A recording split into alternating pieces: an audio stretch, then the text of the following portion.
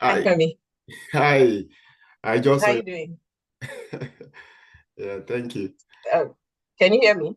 Yes, I can hear you. I can. Oh, okay. I can't hear you. Can you hear me now? No, I'm reading your Okay. lips. All right. One moment. Let me see what might be wrong. Uh, let's see. Yeah, yeah. Can you hear me now? How you doing?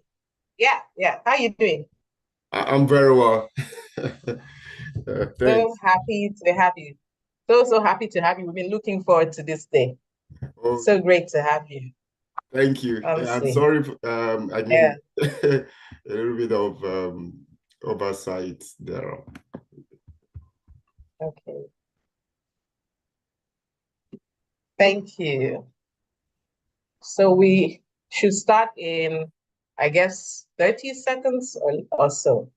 Okay, that's fine. Thank you. Okay.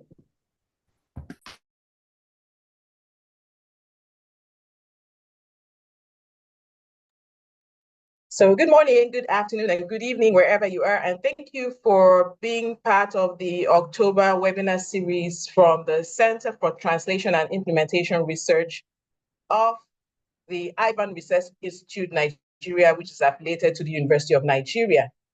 We are happy to have in our midst a very seasoned researcher and public health researcher, and I will go ahead to make the introductions. So,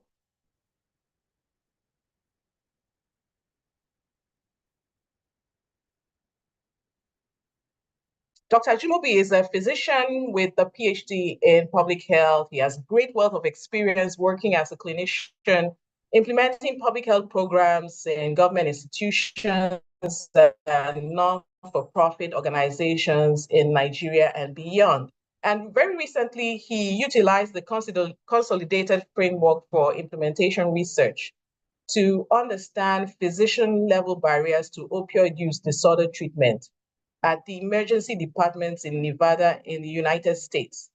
His research interests include clinical research and real-world evidence generation for improving patient outcomes. And so, without much ado, I would like to invite Dr. Ajimobi to go ahead with his lecture. Welcome, sir. Thank you so much, Dr. Yeka, and also the entire team for working towards putting this all together.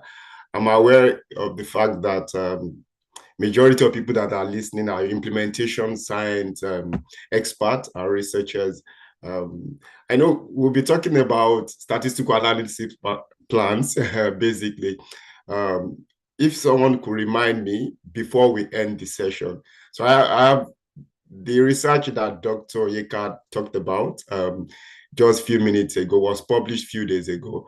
So in implementation science communication. So I could share that if people are interested in kind of perusing that, especially because that's implementation science. So I'll go ahead and share my screen if that's okay, Dr. Yeka. Okay. Yeah, excellent. Go ahead. Okay, thank you. One moment. Okay. So, okay. Can we see my screen? Sure. Okay, thank you very much. Just to be sure, are we seeing the entire full slide? Yes, Okay, it's all on right. slideshow mode. It's Okay, okay. All right. I just wish to ensure that. So before I go along and start talking about this, I also like to mention that we will have an interactive session in the course of this presentation. So today I'll be talking about statistical analysis plan for observational research, leveraging a case study of my a very recent case study as we move along. Um, so just to actually mention that routinely statistical analysis plans are not used for observational studies. if you think of the details that is expected for clinical trials, that's clinical research, there is no standardized statistical analysis plan for observational studies. And for the purpose of this presentation, you might hear that I mentioned SAP. That's an acronym I would like to use for statistical analysis plan. So further along, the closest most of us are aware of is the statistical section of the stroke guidelines. And I will talk a little bit about stroke guidelines as I move along in a bit. And also whether we need to have statistical plans, analysis plan to be specific for observational research is something that is also subject to debate in the last few years, basically. So the goal of this presentation is actually to bring our attention to this very important part of observational research and to encourage researchers to start thinking of this ahead while planning observational studies. It doesn't have to be a perfect one, but it's always good to have a plan. So it's more of an opportunity to sensitize our research community about this. This presentation also has less to do with actual statistical analysis, even though we are going to have a case study. So I'll talk about the importance of statistical analysis and what is expected in the case of an observational studies. Observational study in this presentation could mean a cross-sectional study. It could mean a cohort study or a case control studies, a case control study rather, unless otherwise specified. So this is the core of the presentation. So the statistical analysis plan for observational studies. So the what, the when, the why, and how do we go about this? So let's start with the what before we talk about the when. So simply put, statistical analysis plan is a data analysis plan. We can also say a plan for statistical analysis is actually a plan that describes the plan analysis of our study objectives, that fully outlines the details of all plan analysis, including any additional analysis that we have actually that we foresee that we might carry out in the conduct of our study.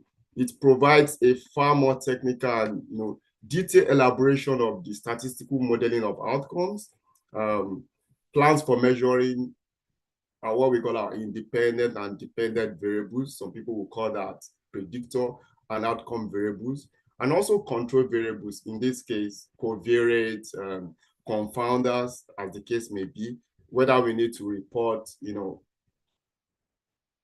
confidence intervals, and also how do we handle some certain issues that come up in observational studies. For example, there could be missing components of the data. It could be missing at random or missing, not at random, as the case may be, basically. So before we dive into SAP, statistical analysis plan, I want us to talk about the stroke guidelines, which is what majority of us might have encountered, especially if we had submitted manuscripts to journals for observational studies.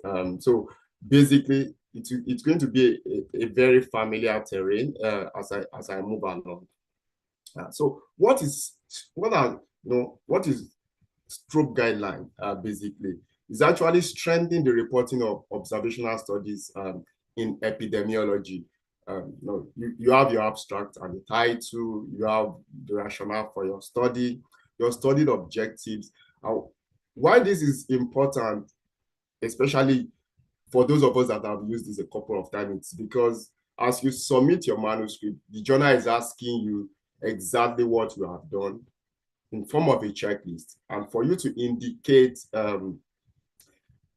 the exact page in your manuscript that have talked about each of what is in this checklist. For example, if we go to the section on methods, the study design that you have used, the setting, describing it in details, how you went about recruiting your participants, like what are your outcome variables, how do you go about your analysis, if there are bias in your study, how did you go about addressing that, basically. The one I have shown on this slide is basically the one that talks about cross-sectional study. There are subtle differences between this and the one for case control study or cohort study. There are several other types of observational study, but those three are commoner, and that's why I like to mention that. Some of us are also very familiar with case reports, especially when we have to report specific, very important case that kind of catch our attention as clinicians to the entire, research community, basically. These are the other sections that we see in the stroke guidelines, areas around the statistical methods, whether we need to control for confounding, how do we go about subgroup analysis, and also did we take note of take into account specific analytical methods to sampling strategies, and whether we needed to do some sort of sensitivity analysis to be sure that our results actually hold, basically, for example, in different subgroups. One specific thing I would like to mention about stroke guidelines that your study must have been concluded, right? It's a key to try to reporting findings of your study in a transparent manner, right? But we need a statistical analysis plan before then, right? Because we need to account for decisions that were taken during the course of our analysis. I just wish to kind of project this here because majority of us are familiar with this in our work over the years. So now going deeper into the statistical analysis plan, when do we actually need to do one? Or when do we need to have one? Beginning with at the study design stage, it's important that we have a detailed approach to how we are going to conduct our analysis, basically. So it's something that is very important as we are designing our studies, as we are trying to analyze, specific variables. If we are working on secondary data set, for example, if we are designing survey, as the case may be, it's also quite important, basically. Even if we are using available hospital data that we need to go into for some couple of years to run case reviews, statistical analysis plan or SAP is quite important. It's also quite important with regards to when we need to submit our research protocol for ethical reviews. Basically, in the drug clinical development, it's very critical because before you have a new drug coming into the market, having done preclinical studies, phase 1 studies and a couple of other ones, especially at the phase 3 level, you need to submit how you are going to work with your data. You need to submit a statistical analysis plan of how you are going to analyze your data, and that has to be pre-registered, specifically in some data repository where you are submitting your protocol. For example, there is what we call the clinicaltrials.org, basically. So for drug development, you can submit your protocol as well as your SAP for clinical trials. But in recent times, this has also been emphasized, even for observational study, especially the ones that borders on children. I mean, pediatric, related observational study, which is kind of very critical for NIH grants, basically. Also, much more recently, journals are also encouraging researchers to pre-register their statistical analysis plan, basically, because it's important to see what you intend to achieve before you actually conduct the study or recruit the first participant for your study. This should be done in consultation with biostatistician, subject matter expert. You might be the principal investigator of the observational study, but there are people that does the statistics on a daily basis, basically, and it's important to have their input, especially with regards to defining your variables. Also, how you go about answering your research questions, as the case may be. And it's important that this is finalized before locking a database. If you are assessing an external data or a secondary data set, it's important to have your statistical analysis plan ready before you go ahead. There is what we call data dredging.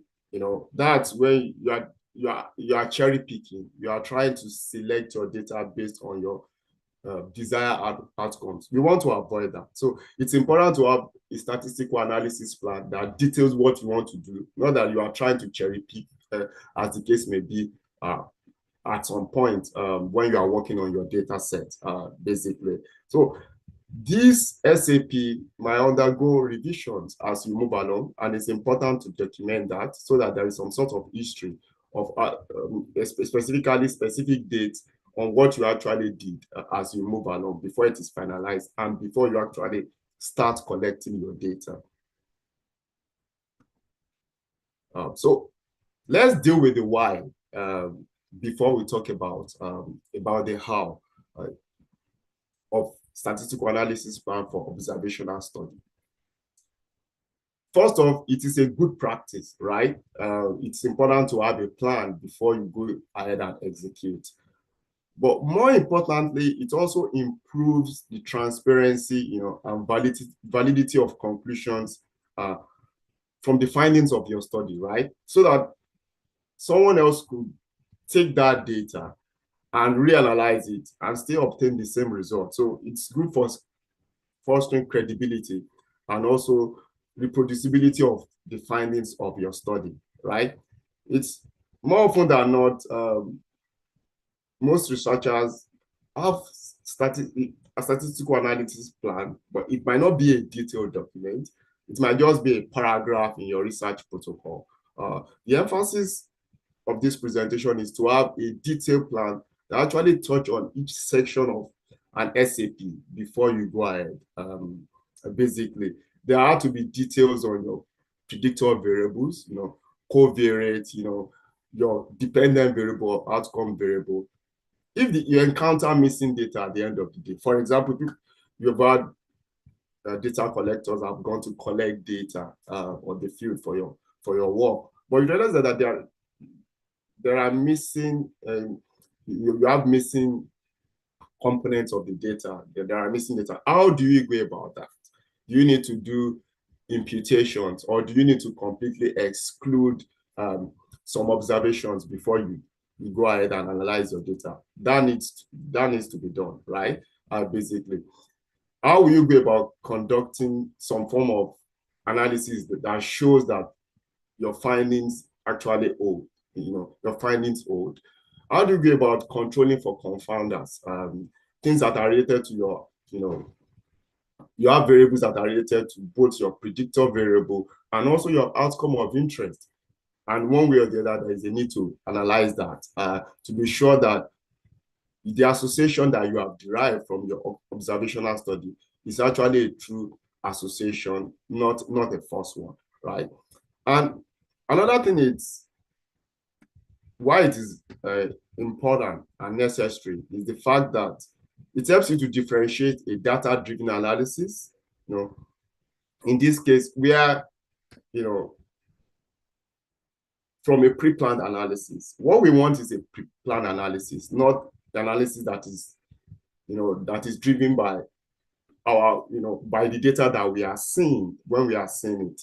More often than not, researchers want to ensure that we hope to look for statistically significant association, basically what we call p-hacking. People are actually fishing for statistical significance. We are looking at, okay, this is the variable that I needed to analyze initially, but everything I'm getting null results is not statistically significant, and then you are now trying to cherry pick move around variables that was not in your that you didn't intend to use in your research question, just because you want to have a statistically significant set of results. So if you have a statistical analysis plan, it helps to guide against this, right?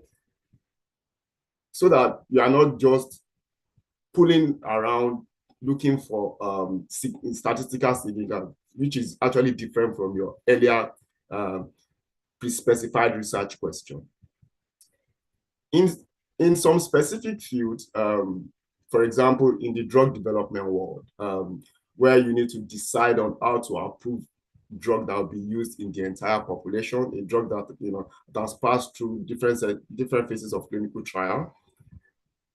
Observational studies, in this case, it's used to generate what we call the real-world evidence, to supplement findings from clinical trials, and also to actually remove a specific drug that have been in the circulation, what we call post-marketing studies, that probably is causing some form of harm while the drug is being used. There are drugs that have been taken off the circulation because they have increased incidence of cardiovascular events. One of them is cyclooxygenase type 2 inhibitor, rofecoxib, that was taken off the market some couple of years ago, basically. It might also be a requirement for you to source data that you need for your study.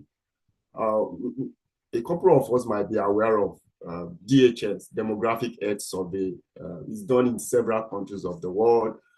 You might need to send a detailed statistical analysis plan while you are requesting for that data for you to analyze for Nigeria, for example, or if you want to analyze for multi-countries, several countries, there is a need to send a statistical analysis plan and to actually let them know that the purpose for which you are going to use the data for. And also because there are limitations on what you can use specific data for.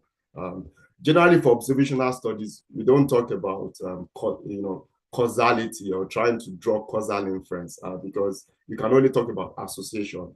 We are not manipulating an intervention in an observational study. Rather, we are looking, in causational study, for example, we are looking at a snapshot in time of both the outcomes of interest and the independent variable or predictor variable, as the case may be.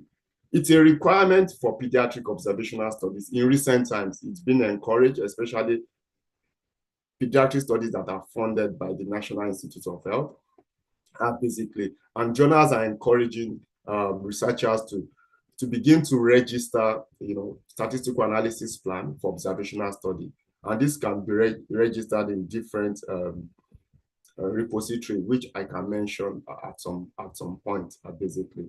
And one other caveat is this: if at the end of the day you have your statistical analysis plan, you've conducted your study, but you needed to do some sort of analysis that you did not envisage, what we call the post hoc analysis that are not pre-specified, there is a need to state in why you are reporting the finding of your study. For example, in a manuscript or in a journal publication, that these analyses were not pre-specified while you were conducting your study, and the results should be treated with caution, that it should just be considered as exploratory at that point in time, basically. So we'll go about the how, and this is where I'll be talking about the guidelines, the supposed guidelines for statistical analysis plan for observational study. Up front, I would like to mention that there is no standardized checklist for what is expected in a statistical analysis plan for observational study, unlike what we have in the case of clinical trials, basically. Imestra and his colleagues have kind of recommended a modified version of what has been in use for clinical trials. And I will talk a lot about that as we move along in the course of the presentation. Just to mention that this modified version that I'll be talking about was developed for us to pay attention to it, because it gives you a broader picture of what you can address in your study much earlier before you start the study. And I will describe that in a bit. Like I've mentioned, the content of what I'll be talking about here, it's recommended for observational study by Imestrat and his other colleagues. And they've actually carried out a study where they utilized some of the things that they have described in this set of guidelines. And the protocol is available, and their statistical analysis plan is also available, basically. So to start off, it has 6 sections. The very first section is the administrative information, where you have to put in your, the title of your study, the study registration number, as the case may be. Because your statistical analysis plan can change over time, it's important to record the version history as you move along. If you have consulted a statistician, it's important to specify basically. And the principal investigator of the study should also be clearly specified in the administrative information section. So coming on right now, the areas that we are very much familiar with, it's talking about the study background. And I would like to mention that the areas in red are actually referring to the areas that kind of differentiate this from the statistical analysis plan that you have for clinical trial. We are talking about statistical analysis plan for observational study. There is one that is established for clinical trial, and changes have been made to that, and those are the ones indicated in red, as the case may be, basically. So you have your study objective that belongs to the second section of introduction, and the third section, which has to do with your study methods, is where you have described fully your study design. You've specified whether you are doing a cross-sectional study or you're actually following study participant in time in prospective cohort study, even though it's possible to do what we call a retrospective cohort study as well, basically. Randomization is not applicable in this place because you are not doing a clinical trial or an intervention study, as the case may be. Observational study, you are not manipulating or interfering with an intervention, basically. It's important to specify how you arrive at your sample size. This might not be relevant when you have to use secondary data sets, especially when there are huge data sets of administrative healthcare databases, basically. Here also, the kind of framework that is expected for clinical trial, where you have to specify some sort of framework you are using, you might not need to specify that for observational study, basically. Interim analysis is something that is very important in clinical trials, because even though there is a sample size for clinical trial, when in as much as the study is progressing, from time to time, the study team meets with who we call the DSMB, the Data Safety and Monitoring Board, to share findings and also to share the interim analysis of the data, because that could guide on where to stop a clinical trial, or especially, or give an impression also to the entire Data Safety Monitoring Board, whether this trial is actually harmful and it is not going to yield any result, or it's going to be futile, as the case may be, or there is progress, as the case may be, basically. So that's not applicable to observational study, basically. What it's usually applicable in observational study, and I will talk a little bit more about that, it's to address issues around confounding variables, basically. Bias, bias could be selection bias, could be information bias. There are several types of bias that you need to have thought of ahead of time and address them in the course of the study. Also, it's important to mention that you will have had to state the hypothesis or the research question you are trying to answer. That's in the objective section of the section 2. So when do you intend to conduct your final analysis? That should also be clearly stated. If you are looking at time points, for example, the window of analysis of the outcome variable, that should also be clearly described in your statistical analysis plan. The very common aspect that is familiar to all of us that we usually include in that section that we are writing as part of the method section of our protocol is the statistical principles here in section 4, where we are talking about, my result is going to be, I'm going to consider maybe 0.05, p is less than 0.05 as my level of statistical significance, basically, or where I need to specify that I'm going to interpret my result at 95% confidence interval. So these are still very relevant in your statistical analysis plan, but they should not be the only focus or just a short paragraph that you need to pay attention to or write when you are planning for your observational study.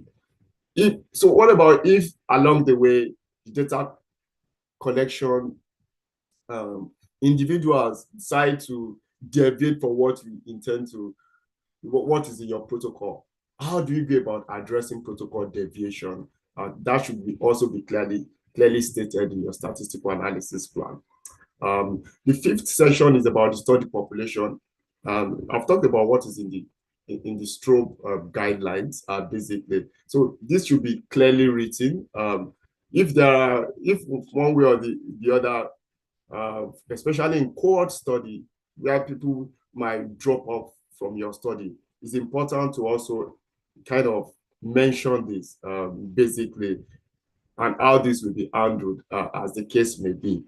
Specifically, handling potential confounding variables is very important, and how do you go about dealing with this as the case may be. So the 6th section is the analysis proper itself. Basically, it's important to describe all your set of variables, all your units of measurement that you'll be using clearly. And also, if you have to adjust, how do you go about adjusting for your variables? Do you plan to do subgroup analysis? Not just that because you have finished your study, you are looking for some sort of statistical significance, then you now decide to do a sort of subgroup analysis. That should have been pre-specified in a statistical analysis plan before you go ahead, basically. So this is a summary of what is expected in a statistical analysis plan, basically. And as we move on, we'll look into some sort of case study of how to go about this. So let's dive into this, basically. Hypothetically, let's say someone is interested in answering these research questions in a statistical analysis plan. What's the proportion of eligible medication for opioid use disorder in naive persons with that disorder, who have, what proportion of those eligible have received such medication in an emergency department? That's one research question, right? The other thing is sociodemographic characteristics are associated with receiving that medication at the emergency department among persons with opioid use disorder who have never taken that medication in the last 6 months or similar medications. Does opioid use disorder and hepatitis comorbidity influence the receipt of buprenorphine treatment at the emergency department? Does that prescription vary at provider or county level? But these are just potential research questions, right? And that kind of falls into the section 2 of the statistical analysis plan, basically. So these are our case study. Let's leave out the administrative information for now, basically. So this researcher had this in mind, Its predictor variables include gender, age, race, and ethnicity. And the outcome variable is buprenorphine prescription filled at the pharmacy post-emergency department visits. I want us to kind of follow along about this hypothetical situation as we move along, so that because we'll get to unmute ourselves and comment and probably and also critique what we feel it might be wrong or what is inadequate in this specific study. Justification, that's also there in the section that I'm in, section 2 of the statistical analysis plan. For the purpose of this case study, this researcher decided to do a decided to create a sort of statistical analysis plan because it needs a claims data. Claims data for our healthcare data set, basically of those who had some sort of insurance in the United States. So he needed to provide a data request to be able to request for the data that he had to use to answer those research questions that we have gone through. So this is the paragraph that he has about how he wants to go about his study. And I want us to take like 2 minutes to have a look at this. And I'd like us to highlight what we feel in the statistical analysis plan that is in this set of paragraph. So I will just give us 2 minutes to have a look at this.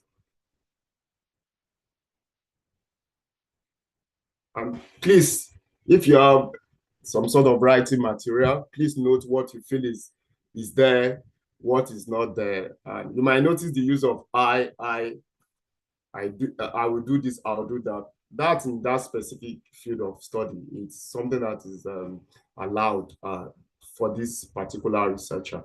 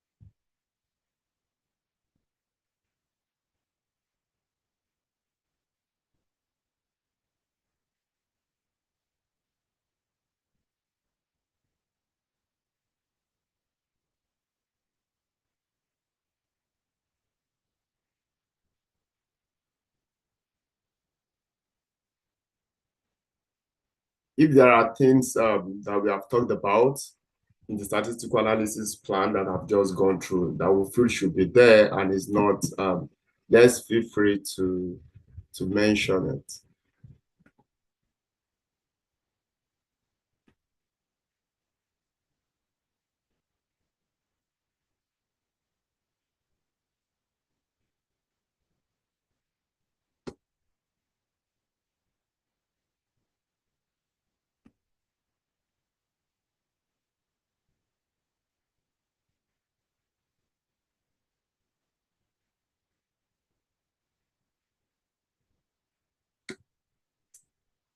Okay, I'll go ahead and go to the next slide.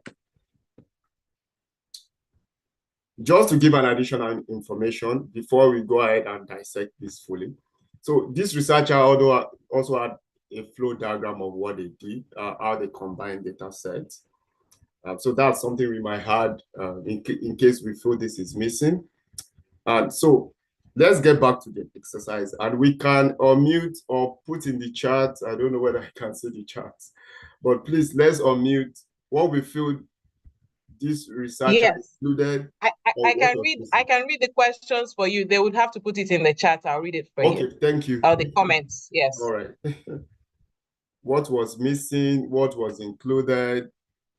Let's feel free to put in the chat, and Professor Yeka will kindly read it out to me.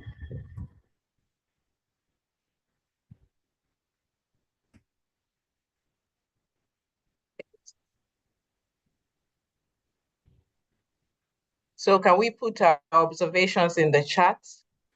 What was missing? What was included that probably wasn't necessary or relevant?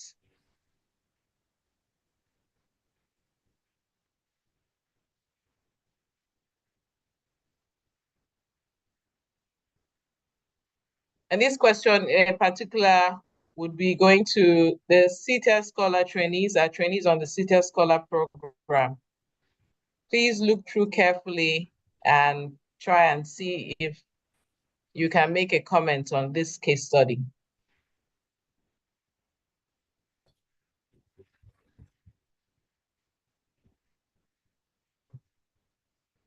Okay, I could go ahead, and if please feel free to stop me if anybody mentions anything. Yeah, sure. Okay, so we have a couple coming in now. Okay, great. So Martin says that the definition of keyword should have come in the methods and not in the analysis plan. Okay. That's what Martin says. And then Brian says that he has a concern about how DV is stated and thinks that it should be a bit more clearly stated to indicate how and why it is dichotomous or binary to justify the logic model. Thank you so much, Martin and Brian, for participating in this. This was not a statistical analysis plan based on what we have gone through, basically. So yes, the author had included a study, they talked about study design. They talked about measuring the outcome variable in a particular time window, right? Timing of outcome assessment. Maybe they talked about the confidence intervals for which they are going to look at, whatever they adjusted for, or whatever their outcomes are, basically. Well, baseline characteristics, race, and the rest. But they did not specify how they are going to undo missing data, because they are working with database, right? They didn't specify that, basically. They talked about the analysis method, basically. Well, they didn't specify sample size. In this case, it's a huge data set. Maybe they didn't need to, basically. So did they mention any statistical package, which is often what I don't think so. It's not mentioned, right? Maybe they are using Stata or SPSS or EpiInfo, any of those things. So this is not a statistical analysis plan. It's just a paragraph in a research protocol that maybe most of us do it for us, we are satisfied, but we can maybe at the end of the day realize that, oh, at the level of analysis, I need to put two and two together. Okay, maybe I wasn't looking at this predictor variable. I need to do that. It's an afterthought at that time, basically. Well, additional information, well, maybe they didn't provide this, but we could see that, okay, they use median as central tendency, maybe because the data is skewed for age. They could have specified that in the analysis plan, how they are going to undo outliers. Well, they had a subgroup analysis. They have, race, ethnicity, and their multi-variable level analysis. Okay, they specify 30-day window, the time frame of their outcome measurement, as the case may be. So this is pointing to the fact that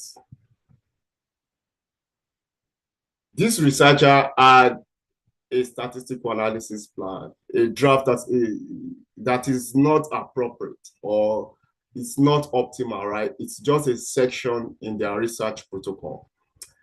And I would like to draw us to caveats here in what Imestra and his colleagues are advocating for.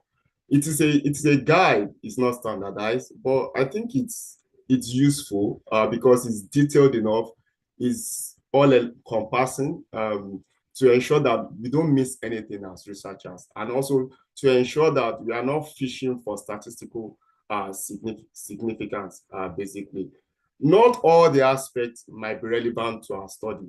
For example, if you are working on secondary data sets and the data set is huge enough, you might not need to specify your sample size. But if you are doing a cross-sectional study, there has to be a way you have arrived at your sample size, right? The minimum detectable difference you had considered, or the effect size, as the case may be, or the prevalence that you have anticipated of that particular outcome in your study, basically. And at the end of this presentation, I'll put in the chat the actual study protocol of these authors, Imestra et al., their own statistical analysis plan, which could be a very good reference for us in the future. So this will be my recommendation to ensure that we get into the habit of submitting a statistical analysis plan. I think it's best to do this when we are submitting our study to, institutional review board, the ethical committee in our various institutions, as the case may be. In that way, it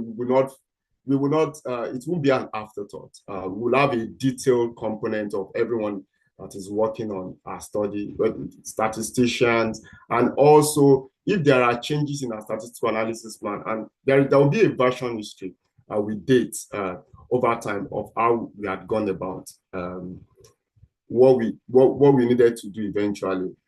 Of course, there are times when we need to do what we call a post hoc analysis that we did not anticipate, but it's important to also document that at the writing stage, that were not pre-specified when we're working on statistical analysis plan, but we feel is important, but the result should be treated, those kind of findings should be treated with caution, as the case may be. So full disclosure, that was actually a natural study conducted by myself. And it was published some few days ago as well. Basically, that's sometimes in few weeks ago, rather, in August, basically. But that was the very initial stage while I was writing the research protocol.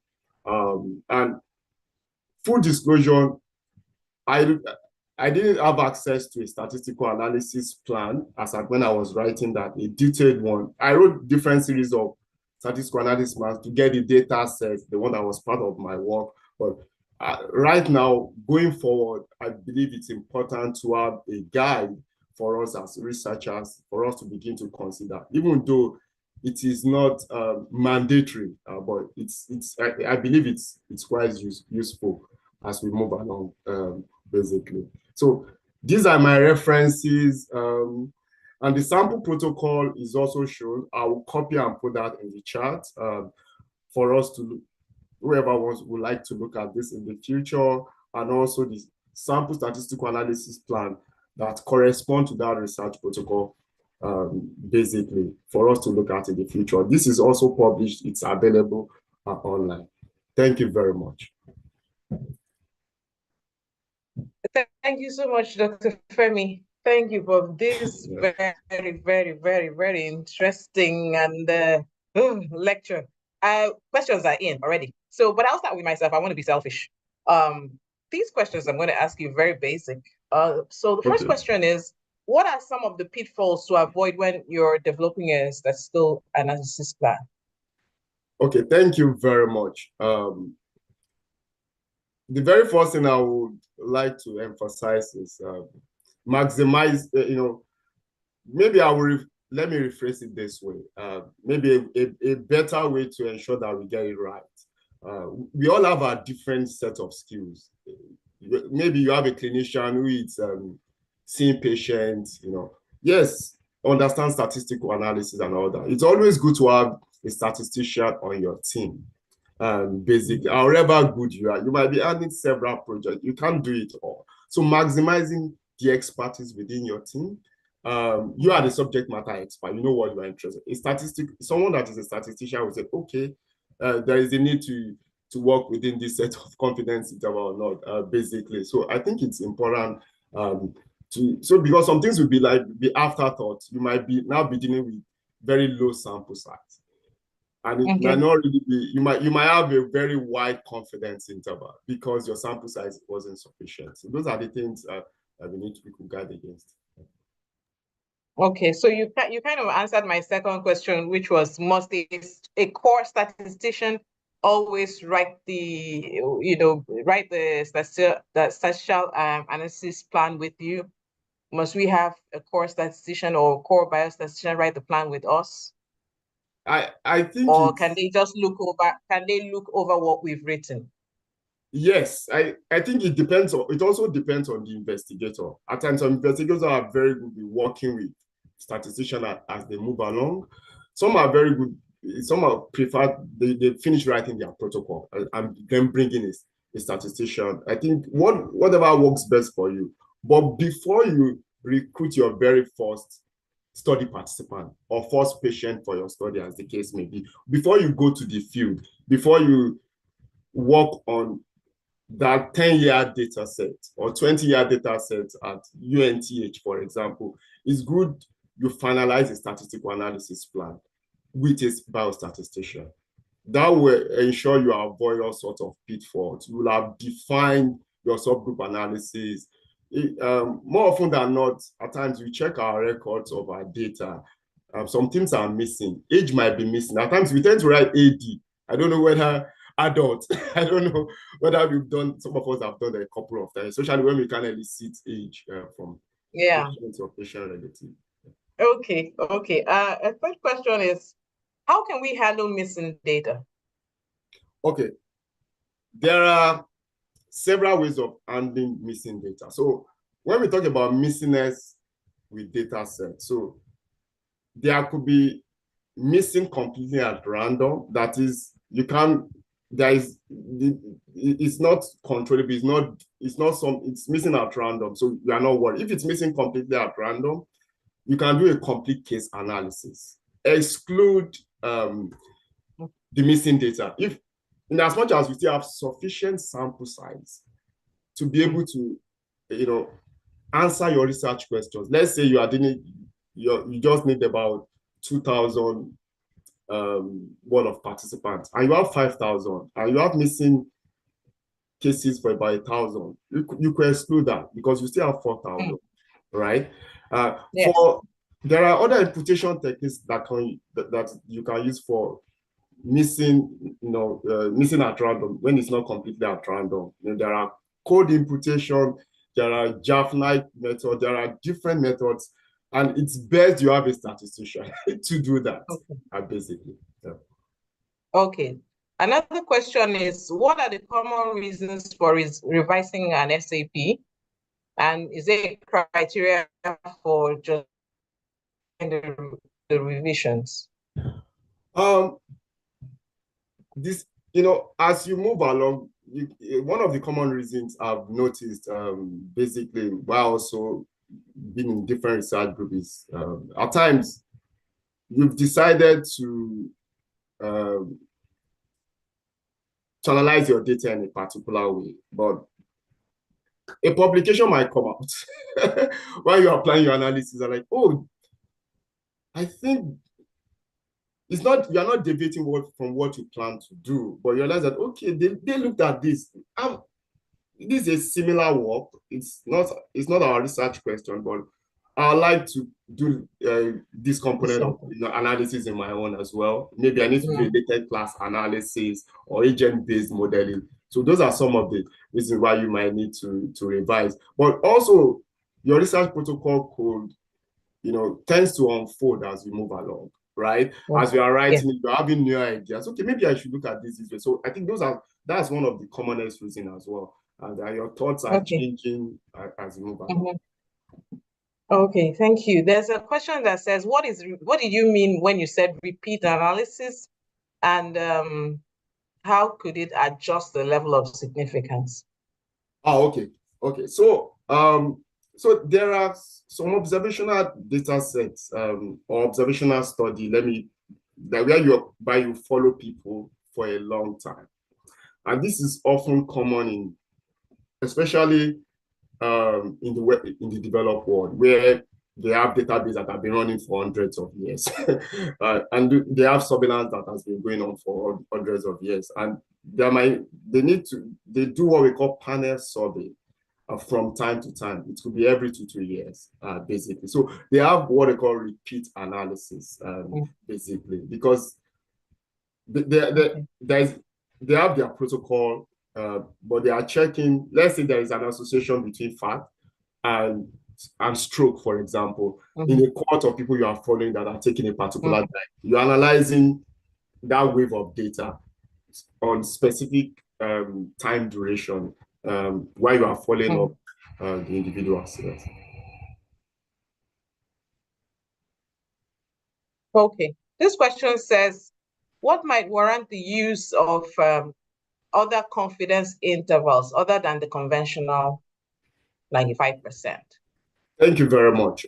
So people have talked about 90% or 99% confidence interval. More often than not, in research, we tend to allow for that 5%, that 5% leeway for us when we are talking about 95% confidence interval. So 99% confidence interval, it's in an area where it is used is when you think if you give an allowance of that 5% for a condition that is well studied. For example, in drug development, if you know that a similar drug had caused harm in a set of patients, you want to be very precise. So you can go as high as 99% confidence interval, basically. It's not often used, but that's a case in a situation where you have a similar drug at caused harm in patients and you have another new drug that is coming out. You want to use 99% confidence interval while planning. Before you can say that drug should be approved for use. Yeah. Okay, this question says, is it necessary to replace missing data in a non-randomized observational study? Well, I would say, depending on what you are looking at. For example, if the missingness in the data is not completely, it's missing at random, but not completely, it's not missing completely at random, and you will not be able to achieve, the precision of your estimate with the sample that you have. If you exclude everybody, then you have to consider imputation. Basically, I describe missing completely at random, where you could exclude because you still have sufficient sample size.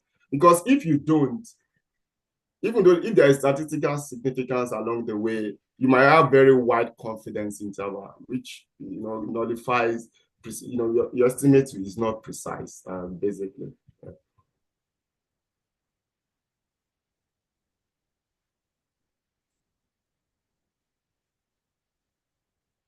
I'm aware our time is fast spent. Okay. So this question says, can you base a sample size on similar studies or previous studies?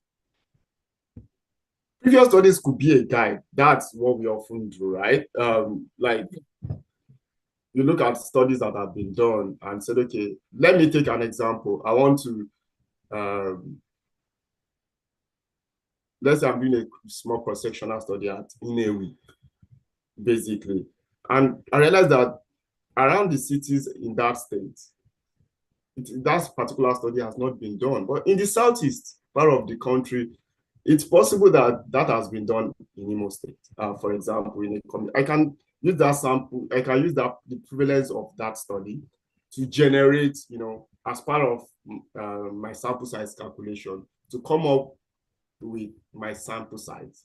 But it's going to be the minimum sample size, right? Because it's not, you are using that in your own case, basically. It's always good to go above that minimum, basically.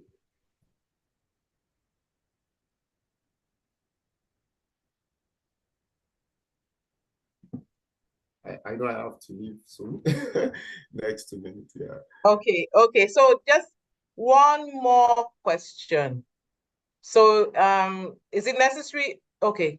You said yes. If it's necessary to replace, is it necessary to replace missing data in a non-randomized observational study? And if yes, is the missingness less than 5%? If yes, what method do you recommend? So it's I will I would say you should leave that to your statistician. Basically, I wouldn't want to recommend a specific one. Let your statistician look at the data. There are a couple of things that people looked at when they are trying to analyze or do imputation. That's what we call the item response theory. And a couple of things that you have to look at: the level of missingness, which variables, how important is the variable in your data, and all that. And at times, you might not need to impute everything. You might even have to, if you are describing your result, let's say age, you can always say that it's missing for some proportion of the data and state that on the table one of our research work, right? The usual baseline characteristics. I said, okay, age is missing for this proportion of the data. I think that can be done. Okay. Thank you so much, Dr. Ajimobi. Before I wrap up, I want to let you know that two erudite professors were saying hello to you. Professor Ucho Kafo of the University of Nigeria and Professor Ike Ajayi of the University of Ibadan, and they're shouting out to you and saying we're hi and well done. Thank you Wow. so much. Professor Your Kafo, mentors, yes, it's thank been you. long I've heard Yeah, from you. I mean, I've worked with Professor Ajayi. yeah. She has been my mentor over the years. So Yeah, we worked a lot on yeah, malaria. Nice yeah. to have her on the call. I Yeah, didn't. they are both on and they said hello. Oh, okay. So yeah, so and a lot of people are saying hi and thank you for this Oh, lecture. So I want to thank you once again for this presentation. And we thank you, hope Prof. you will come Thank you, Prof. again. All right. I know you're going to come next year for the research week. We're looking forward to having you then too. Okay. All Thank you right. so much. And You're welcome. everyone, see you next in November. November Science Communication. Let's get ready. Take care. Bye-bye. All right. Bye for now. Bye.